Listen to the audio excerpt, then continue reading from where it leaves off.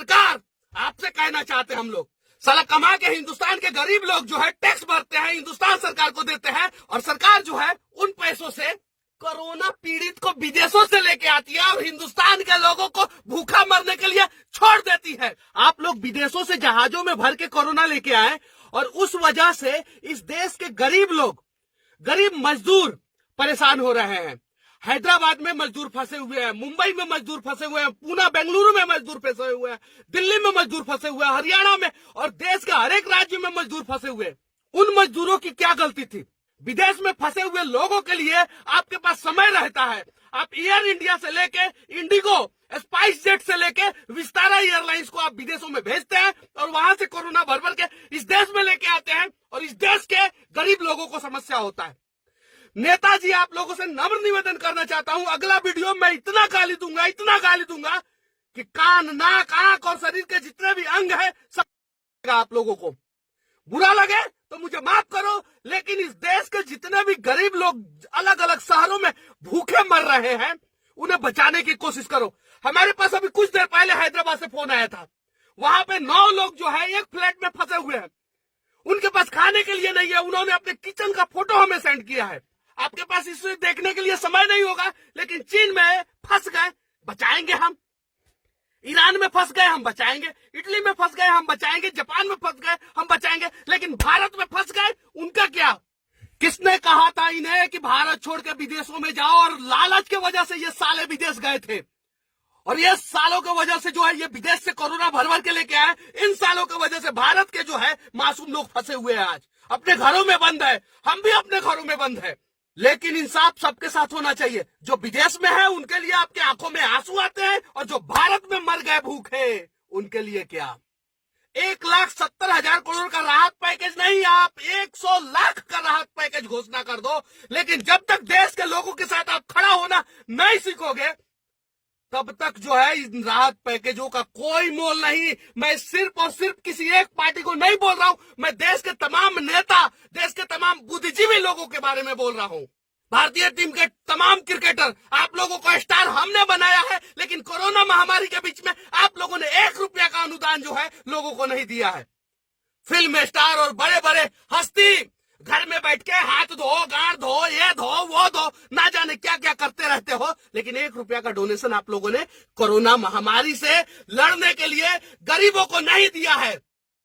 आपके पैसे की जरूरत नहीं है और हमें नहीं चाहिए, लेकिन सरकार, आपसे कहना चाहते हैं हम लोग, साला कमा के हिंदुस्तान के गरीब लोग जो है टैक्स भरते हैं, हिंदुस्तान सरकार को देते हैं, और सरकार जो है उन पैसों से कोरोना पीड़ित को विदेशों से लेके आती है और हिंदुस्तान के लोगों को भूखा मरने के लिए छोड़ देती है।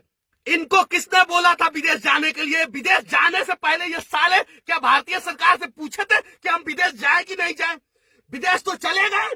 जब समस्या होता है तो मोदी जी बचा लो, जब समस्या होता है तो मोदी जी बचा लो। सालों, तुम्हारे वजह से 130 करोड़ लोग जो है आज इस देश में परेशान है, अपने अपने घरों में बंद है। मेरा एक दोस्त है जो बिहार और झारखंड के बॉर्डर पे अभी एकदम से लॉक्ड हो चुका है, उसके पास खाने के लिए कुछ नहीं है, उसे समस्या हो रहा है।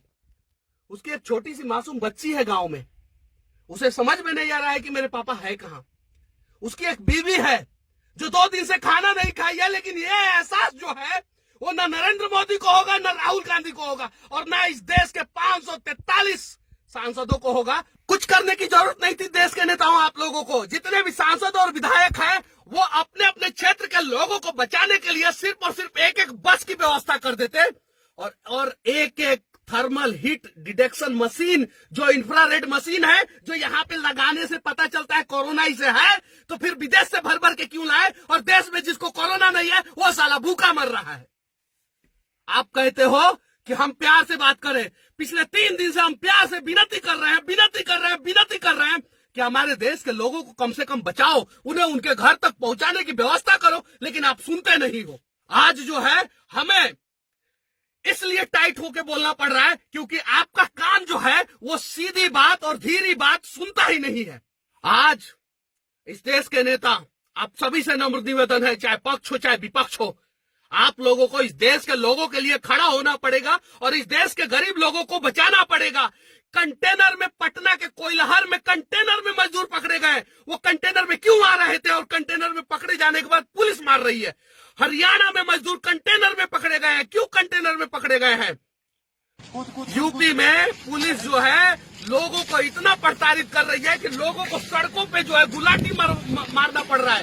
पंजाब पुलिस बिना सोचे समझे जो है किसी के ऊपर डंडा चार्ज कर रही है।